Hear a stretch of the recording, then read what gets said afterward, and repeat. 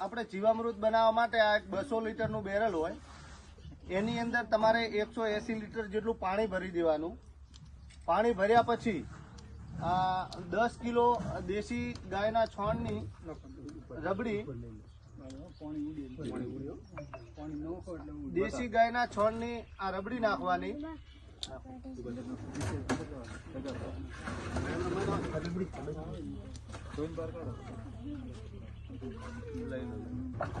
પછી આ 10 લીટર જે ગૌમૂત્ર છે, દેશી ગાયનું ગૌમૂત્ર નાખવાનું.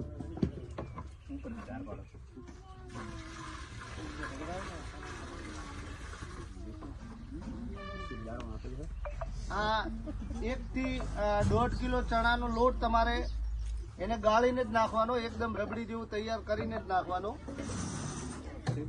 1 થી 1.5 કિલો તમારે આની અંદર ગોળ, લાટીઓ કે દેશી ગોળ આવે એ તમારે નાખવાનો. અને 1 મુઠ્ઠી જેટલી માટી કે સજીવ માટી, જ્યાં કોઈ પણ રાસાયણિક દવા કે ખાતર અડેલો ના હોય એવી રાફડાની કે તળાવની કે કોઈ છોડ હોય એના છોયા નીચેથી 1 મુઠ્ઠી માટી લેવાની ને આ દ્રાવણની અંદર નાખવાનું. અને આ દ્રાવણ અંદર બધું નાખ્યા પછી તમારે ઘડિયાળના કાંટાની દિશાની અંદર સવાર સાંજ બંને ટાઈમ 5-5 મિનિટ તમારે એને હલાવવાનું. એ જ્યારે તમે 5-5 મિનિટ ડેલી ઘડિયાળના કાંટાની દિશાની અંદર તમે હલાવશો એટલે 4 થી 5 દિવસની અંદર દ્રાવણ તૈયાર થાય.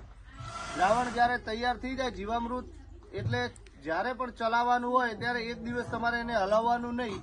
અને એ જીવામૃત તમે ડાયરેક્ટલી રીતે ફુવારા અથવા ટપક કે એને લઈને ગાળીને તમે જમીનની અંદર ચલાવી શકો છો.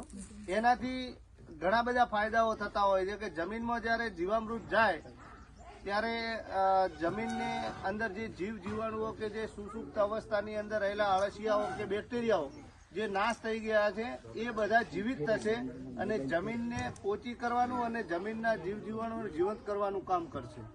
પ્રાકૃતિક કૃષિની અંદર જીવામૃત એ મુખ્ય છે આયામ. એનો ઉપયોગ તમારે દરેક ખેડૂતોએ કરવાનો. 1 એકર જમીનની અંદર દર પિયતે 200 લીટર તમારે જીવામૃત પાણી ભેગું ચલાવવાનું રહેશે. ઓકે.